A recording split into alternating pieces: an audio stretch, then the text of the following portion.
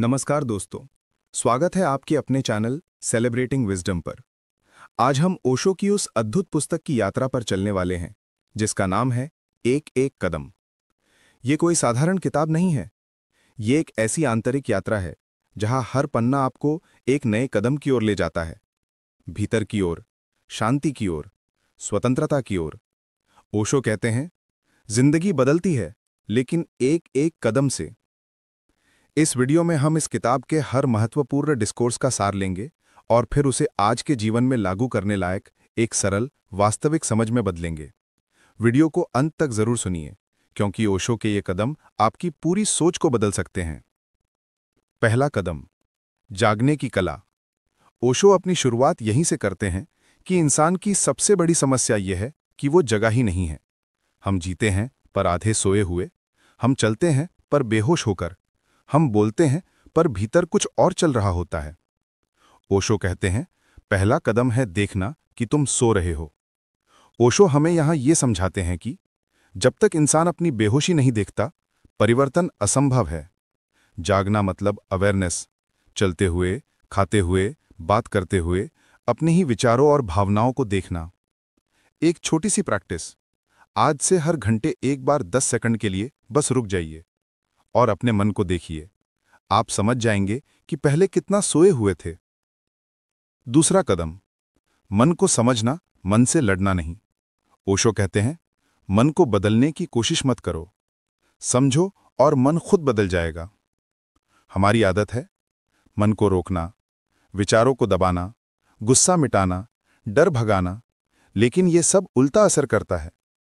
किताब के इस डिस्कोर्स में ओशो बताते हैं, मन से लड़ना मन को और मजबूत बना देता है।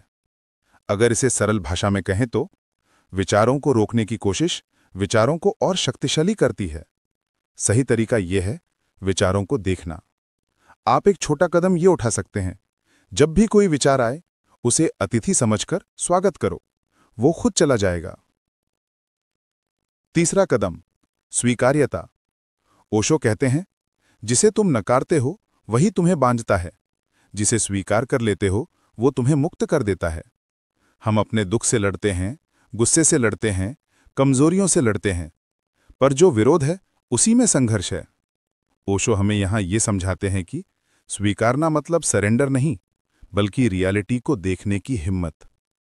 आज से जब भी कोई भावना उठे, बस कहिए, हां, यह भी मेरा हिस्सा है। बस इतनी सी स्वीकार्यता में भावना का विष निकल जाता है। चौथा कदम, मौन की ओर पहला कदम। ओशो कहते हैं, मौन कोई अभ्यास नहीं, मौन एक फ्रेग्रेंस है। तुम शांत बैठो, मन शांत हो जाए, यह संभव नहीं। लेकिन तुम देखने लगो, तुम जागने लगो, तो मन खुद शांत होता चला जाता है। मौन तब आता है जब मन समाप्त होता है। आज से एक छोटी सी कोशिश कीजिए, हर दिन 3 मिनट केवल अपने श्वास को सुनो। श्वास, आवाज, हलचल, मौन वहीं से जन्म लेता है।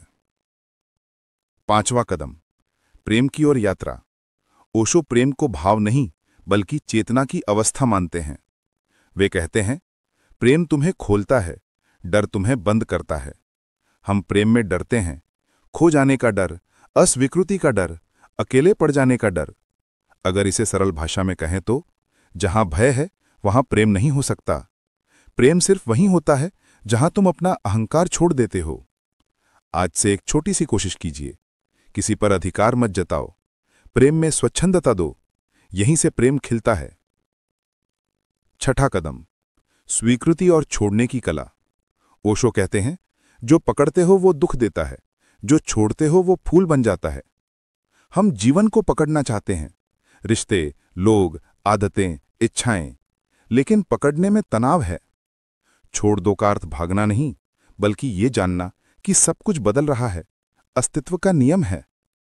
एक छोटा अनुभव करके देखें, किसी पुराने दुख को दिल में ढूंढो और बस कह दो, अब जाने दो, तुम हल्के हो जाओगे।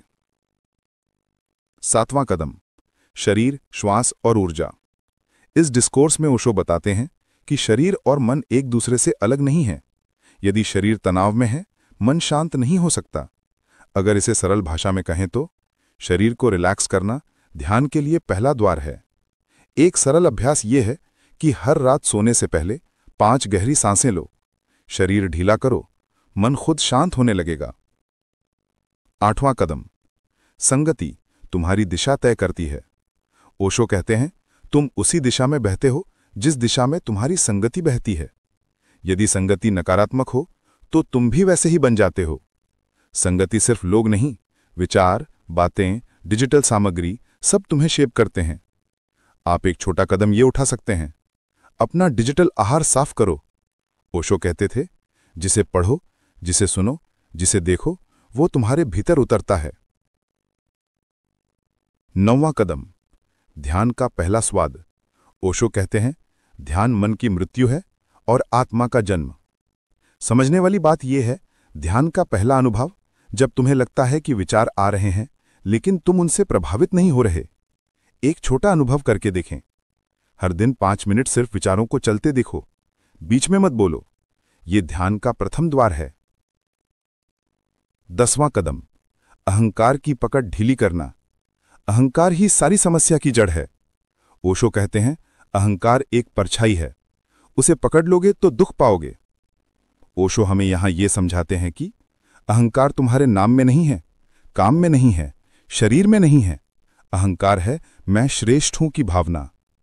आज से एक छोटी सी कोशिश कीजिए। आज किसी एक व्यक्ति से असहमति के बावजूद मुस्कुराकर बात करो। अहंकार थोड़ा ढीला पड़ेगा। 11वां कदम, वर्तमान में चलना। ओशो का केंद्रीय संदेश, अभी जियो, यही क्षण तुम्हारा है। अतीत मर चुका है, भविष्य आया नहीं, फिर दुख कहां से आता है? ओशो हमें यहां ये समझाते हैं कि दुख हमेशा या तो अतीत से आता है या भविष्य से। आज से एक छोटी सी कोशिश कीजिए। अपने दिन में 3 बार बस पूछो, इस क्षण मैं कैसा महसूस कर रहा हूं? तुम तुरंत वर्तमान में लौट आओगे। 12वां कदम, जिंदगी को स्वीकार करना। ओशो कहते हैं, जिंदगी वैसा नहीं मिलता जैसा तुम चाहते हो। जिंदगी वही देता है जो तुम्हें बढ़ाए। ओशो हमें यहां यह समझाते हैं कि दुख, संघर्ष, असफलता सभी तुम्हें मजबूत बनाने आते हैं। आज से एक छोटी सी कोशिश कीजिए। अपने जीवन की किसी कठिनाई को देखो और पूछो, इसने मुझे क्या सिखाया? 13वां कदम, स्वभाव की ओर लौटना। ओशो कहते हैं, जिसे तुम खोज रहे हो वो तुम पहले से ही हो। अगर इसे सरल भाषा में कहें तो हम बाहर भागते हैं, सफलता, नाम, रिश्ते, मान्यता, लेकिन हमारा वास्तविक खजाना हमारे भीतर छिपा है। आज से एक शांत जगह बैठकर अपने भीतर पूछो, मैं कौन हूं? उत्तर तुरंत नहीं आएगा, लेकिन दरवाजा खुल जाएगा। 14वां कदम, छोड़ना, बहना, पिघलना। ओशो जीवन को नदी कहते हैं। नदी बहती है, उसे कोई चिंता नहीं, कोई लक्ष्य नहीं, कोई संघर्ष नहीं। ओशो हमें यहां यह समझाते हैं कि जीवन में जितना रेजिस्टेंस उतना दुख। आज से एक छोटी सी कोशिश कीजिए। आज किसी छोटी बात को जबरदस्ती सुधारने के जगह उसे जाने दो, तुम्हें शक्ति महसूस होगी। 15वां कदम, प्रेम और स्वतंत्रता। ओशो कहते हैं, प्रेम का अर्थ है स्वतंत्रता। यदि प्रेम तुम्हें बांधता है वो प्रेम नहीं है। यदि प्रेम तुम्हें डराता है वो प्रेम नहीं है। ओशो हमें यहां यह समझाते हैं कि सच्चा प्रेम दूसरे को स्वतंत्र करता है और खुद को भी। आज से एक छोटी सी कोशिश कीजिए। आज किसी प्रिय व्यक्ति को बिना किसी अपेक्षा के एक अच्छा संदेश भेजो, बस प्रेम, बिना मांगे। 16वां कदम, जिंदगी को खेल की तरह लेना। ओशो कहते हैं, जिंदगी एक खेल है, बहुत गंभीर मत बनो। ओशो हमें यहां यह समझाते हैं कि सारी समस्याएं गहरी हो जाती हैं क्योंकि हम स्वयं को बहुत भारी बना लेते हैं। आज से एक बार दिल से हंसो, बिना कारण, बिना शर्म। 17वां कदम, आंतरिक स्वतंत्रता।